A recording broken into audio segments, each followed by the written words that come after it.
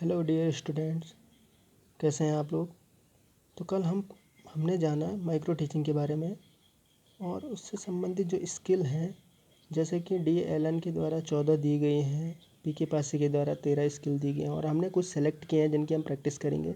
उनमें से पहली स्किल पे आज मैं डिस्कस करूँगा, वो है आपका जैसे कि प्रस्तावना कौशल।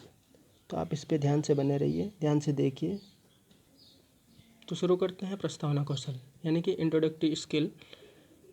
इसको हम प्रस्तावना प्रश्न कौशल भी बहुत बार बोलते हैं, जैसे कि नाम ही से लग रहा प्रस्तावना प्रश्न कौशल, यानी कि इसमें प्रश्न के माध्यम से ही ज़्यादातर पाठ की शुरुआत की जाती है और इसका संबंध भी पाठ को शुरू करने से ही है। जैसे कि कहा जाता है कि अच्छी शुरुआत हमेशा अच्छे समापन की ओर ले जाती है, ये आप लोग जानते हैं। ऐसा नहीं है कि बहुत बार लोग बोलते हैं अंत भला तो सब भला, ऐसा नहीं है। प्रारंभ अच्छा होगा तभी तो अंत भला होगा और अंत भला तब जाके होगा सब भला। तो समझ गए होंगे। इसलिए बेहतर ज़रूरी है कि अच्छी शुरुआत करना है किसी भी क्षेत्र में। अच्छी शुरुआत उस चीज़ की सफलता को निश्चित करती है।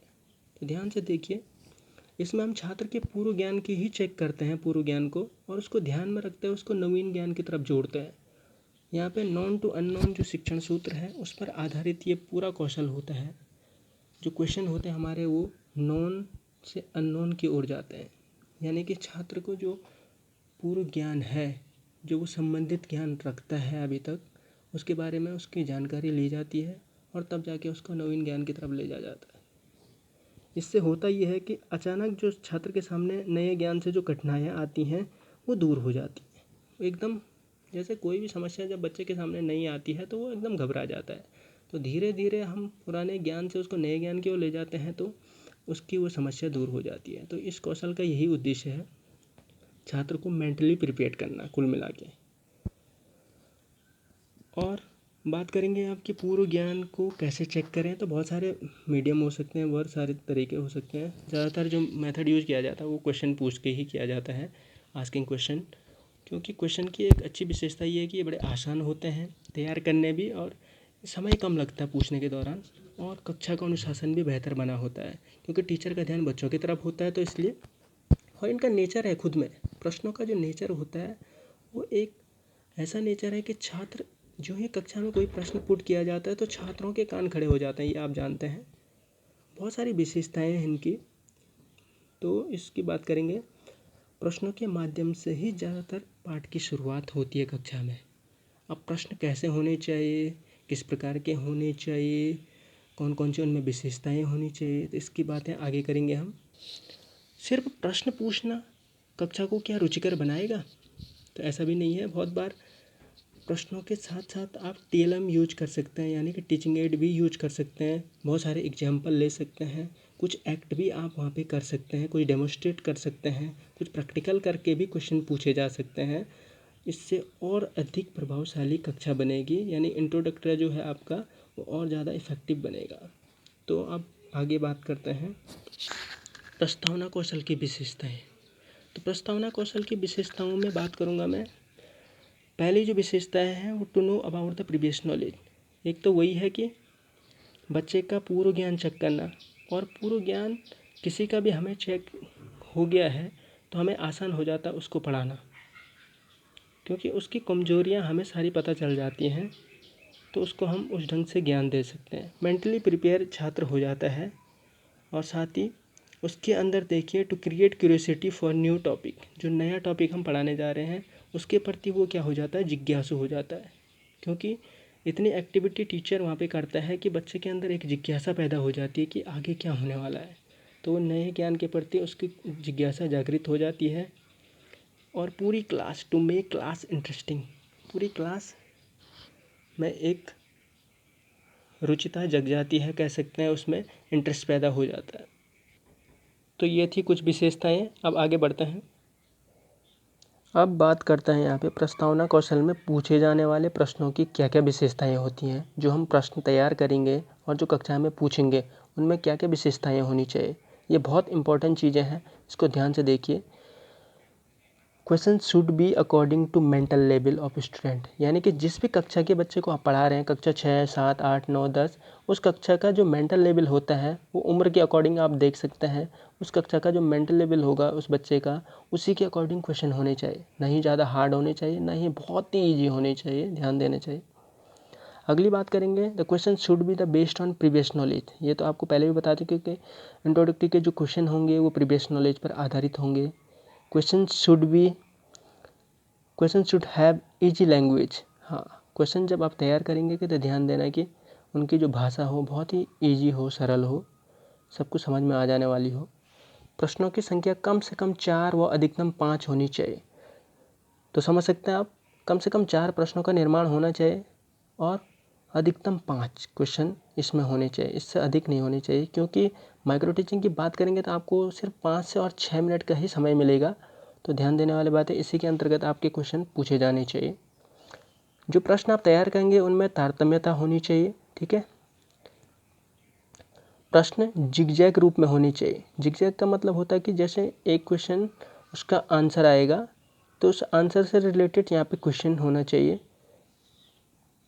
और फिर इसका आंसर आएगा, इस आंसर से रिलेटेड यहाँ पे क्वेश्चन होना चाहिए। बहुत बार ये भी जिगजैग मोशन में होता है, जिगजैग, ठीक है। प्रश्न व्यावहारिक होने चाहिए, ध्यान देना चाहिए। व्यावहारिक का मतलब होता है जो बच्चा अपने इर्द गिर्द माहौल में देखता है उसी से रिलेटेड क्वेश्चन होने चाहिए। बहुत डिफिकल्ट क्वेश्चन यहाँ पे होने नहीं चाहिए। क्वेश्चन के जो आंसर है वो हाँ नहीं में नहीं होने चाहिए, यानी ऐसे क्वेश्चन पूछने ही नहीं है जिनके उत्तर हाँ और ना में आए, ठीक है। प्रश्न अत्यधिक लेंथी नहीं होने चाहिए। तो ध्यान देने वाले कि प्रश्न आप बहुत लंबी भाषा में नहीं बनाएंगे, भाषा स्पष्ट होनी चाहिए, शुद्ध होनी चाहिए और द्विअर्थी शब्दों का प्रयोग न हो जो कि ड्यूल मीनिंग रखते हो, ताकि जब आप क्वेश्चन पूछेंगे तो बच्चा वही अर्थ में उसको ले जिस चीज़ को आप पूछना चाह रहे हैं। तो ड्यूल मीनिंग नहीं होना चाहिए क्वेश्चन का। और अंतिम प्रश्न होगा, चाहे वो चौथा हो चाहे 5वां हो, वो समस्यात्मक होगा हमेशा, यानी कि उसको हम प्रॉब्लमेटिक क्वेश्चन बोलेंगे। वो समस्यात्मक होगा यानी कि उसका आंसर बच्चे को पता नहीं होगा। अब ये वही क्वेश्चन होगा जो पूर्व ज्ञान को नवीन ज्ञान से जोड़ेगा, प्रीवियस नॉलेज को न्यू नॉलेज से जोड़ेगा। तो मैं आगे बताऊंगा, जब फॉर्मेट तैयार करेंगे तो उसमें बताएंगे आप ध्यान से। लेकिन फिलहाल इन चीज़ों को ध्यान देने वाली बात है, ये सारी विशेषताएं उन प्रश्नों में होनी चाहिए। जब आप तैयार करेंगे तो इनको ध्यान में रखकर तैयार करेंगे। अब बात आएंगे, जब प्रश्न तैयार कर लेंगे आप तो उसमें आता है कक्षा में प्रश्न पूछते समय किन किन बातों का ध्यान रखा जाना चाहिए। अब है कौन सी बातें ऐसी हैं जिनका ध्यान रखा जाना चाहिए। तो सबसे पहले बात करेंगे, जैसे मैंने लिखा है निर्देश, यानी इंस्ट्रक्शन। सबसे पहले आप कक्षा में जाते ही बच्चों को निर्देश देंगे। जो भी नॉर्मल फॉर्मेलिटी होती है, गुड मॉर्निंग, गुड आफ्टरनून वगैरह करने के बाद जो निर्देश देंगे आप बच्चों को, वो कहेंगे आप बच्चों को कि बच्चों मैं आपसे कुछ क्वेश्चन पूछने जा रही हूँ या जा रहा हूँ, और आप उनका उत्तर देंगे। और सब लोग एक साथ नहीं कहेंगे, जिनको आएगा उत्तर वो अपना हाथ खड़ा कर सकते हैं। तो इस प्रकार का निर्देश आप दे सकते हैं। दूसरी बात, जब आप क्वेश्चन पूछना शुरू करेंगे तो बहुत स्पीड से नहीं पूछना है, यानी कि प्रश्न पूछने की गति पर आप ध्यान देंगे, क्योंकि समय आपके पास 5 से 6 मिनट है। तो बहुत ऊपर भी ना जाए और 5 से सिर्फ 1 मिनट में ही सारे क्वेश्चन ख़त्म भी ना हो जाए। तो बहुत तेज़ नहीं पूछना, बहुत स्लो भी नहीं पूछना, इस चीज़ का ध्यान दें। प्रश्न जब आप बच्चों से पूछते हैं तो उसके बाद थोड़ा सा सोचने का टाइम दीजिए बच्चों को, यानी कि पॉज लीजिए। एकदम उत्तर मांगने की ज़रूरत नहीं है बच्चों से, कुछ टाइम सोचने का टाइम दीजिए पूरी क्लास को। फिर बच्चों से उत्तर जब मांगेंगे तो आप नाम लेकर बच्चों से उत्तर मांगेंगे, यानी कि छात्रों का नाम लेकर। ऐसे नहीं कहेंगे ये लाल बाल वाले उठ जा, ये काले बाल वाले उठ जा, ये लाल शर्ट वाले उठ जा। इस प्रकार की बातें आप नहीं करेंगे, छात्र का नाम लेकर ही आप क्वेश्चन का आंसर लेंगे। प्रश्नों का उच्चारण आप सही करेंगे ताकि बच्चे समझ जाएं। बार बार दोहराएंगे नहीं क्वेश्चन, इसलिए बच्चों को एक बार शांत होने के लिए बोलेंगे और कहेंगे कि आप ध्यान से सुनिए, आराम से, संयम से आप क्वेश्चन को एक बार बोलेंगे बच्चों को, फिर उत्तर देने के लिए टाइम देंगे। बार बार ऐसे नहीं कि क्वेश्चन दोहराते जा रहे हैं, ठीक है, इससे बच्चों को समझ में नहीं आता बार बार।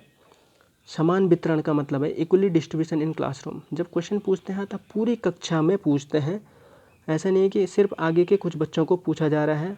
क्वेश्चन पूछते समय सभी बच्चों को ध्यान दिया जाना चाहिए, और कक्षा के लगभग सभी बच्चों में इक्वली डिस्ट्रीब्यूट क्वेश्चन होने चाहिए। बार बार 4-5 क्वेश्चन सिर्फ आगे की पंक्ति वाले बच्चों से ही पूछे जा रहे हैं, तो ये गलत तरीका है। पूछते समय ध्यान छात्रों पर होना चाहिए आपका।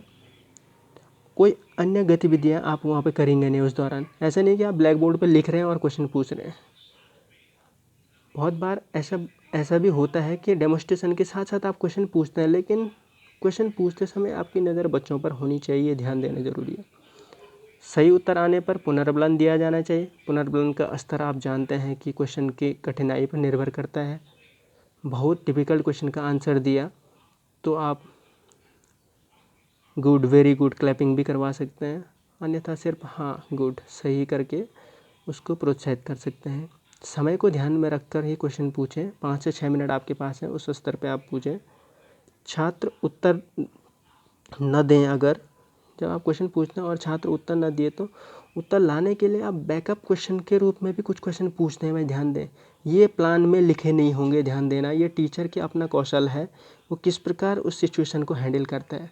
आपके प्लान के अकॉर्डिंग आपने क्वेश्चन तैयार किया और बच्चे ने उत्तर नहीं दिया है, तब आप खोजपूर्ण प्रश्न बोलते हैं उनको, प्रॉब्लम क्वेश्चन वो पूछते हैं आप, वो पूछे जाने ज़रूरी हैं। वो लेसन प्लान में होंगे नहीं, ध्यान देने वाली बात है, लेकिन ये आपकी स्किल है। इसको मैं आगे बताऊंगा कैसे करना है। और अब है जो बहुत ही इम्पोर्टेंट चीज़, इसका फॉर्मेट कैसे होता है, यानी कि प्रस्तावना कौशल का प्रारूप कैसा है। तो इस प्रकार का प्रारूप है, ये देखिए आप ध्यान से। अगर कॉलेज में होता तो मैं आपको इसको फ़ोटो कॉपी करने के लिए देता, लेकिन यहाँ पे ये इस बार ऐसा हो नहीं पा रहा है दुर्भाग्य से, इसलिए आप इसको ध्यान से देखिए। इसको वैसे मैं व्हाट्सएप ग्रुप में भी भेज दूंगा आपके, लेकिन आप ध्यान से समझिए। इस प्रकार का प्रारूप होगा जिसमें ऊपर से कुछ इस प्रकार लिखा होगा, नेम ऑफ स्किल यानी कौशल का नाम। तो यहाँ पे आप स्किल ऑफ इंट्रोडक्शन यानी कोई भी स्किल होगी, ये सभी स्किल के लिए यही फॉर्मेट होगा, ध्यान देने वाली बात है। कुछ सिर्फ ब्लैक बोर्ड स्किल के लिए थोड़ा सा बदल जाएगा, लेकिन बाकी स्किल जो हमने डिसाइड किए उनके लिए लगभग एक ही फॉर्मेट होगा। तो इसमें सब्जेक्ट लिखा होगा, जो भी सब्जेक्ट आप पढ़ा रहे हैं, साइंस अंग्रेजी वाले इंग्लिश लिख देंगे, हिंदी वाले हिंदी लिख देंगे, ठीक है।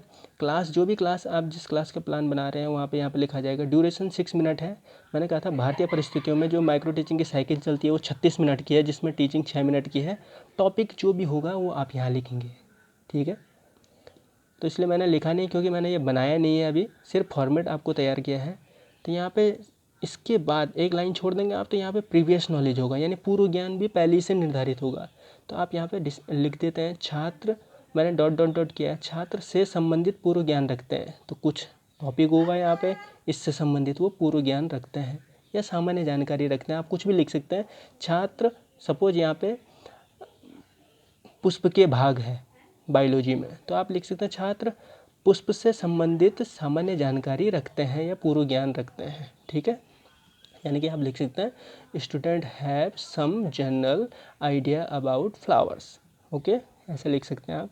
इस प्रकार आगे नीचे जो फॉर्मेट बनता है वो 3 खानों में डिवाइड होगा। ये छात्र अध्यापक क्रिया ऑब्लिक छात्राध्यापिका, क्योंकि दोनों हैं, गर्ल्स और बॉयज़ दोनों हैं।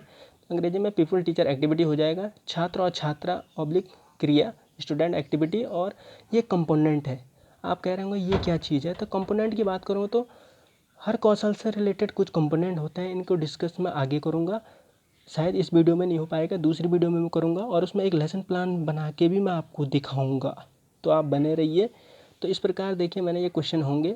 क्रम संख्या का भी एक यहाँ पे कॉलम हो सकता था, लेकिन मैंने तैयार नहीं किया, इसी में हम लिख देंगे, कोई दिक्कत नहीं। तो 5 क्वेश्चन, पहला क्वेश्चन हो जाएगा, उसका आंसर यहाँ हो जाएगा।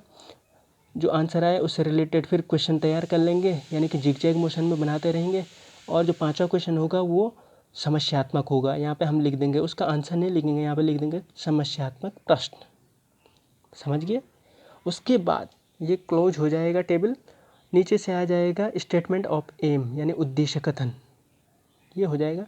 इसके बाद लिख देंगे हम छात्रों आज हम, जब बच्चे नहीं बता पाते हैं उसके बाद हम डिसाइड करते हैं यहाँ पे छात्रों आज हम डॉट डॉट डॉट, जो भी डॉट डॉट है, जो भी टॉपिक था, टॉपिक अभी लिखा नहीं था हमने। जब आप ये स्टेटमेंट आप बोलते हैं बच्चों के सामने, तब जाके साथ साथ आप ब्लैक बोर्ड पे ये टॉपिक लिखते हैं, ध्यान देना उस समय।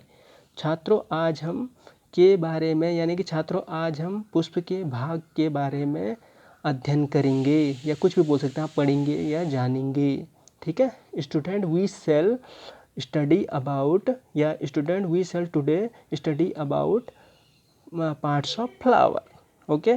तो आज के लिए इतना ही। जो नेक्स्ट वीडियो होगा इससे रिलेटेड, उसमें मैं इस यहाँ पे क्वेश्चन बनाना सिखाऊंगा आपको।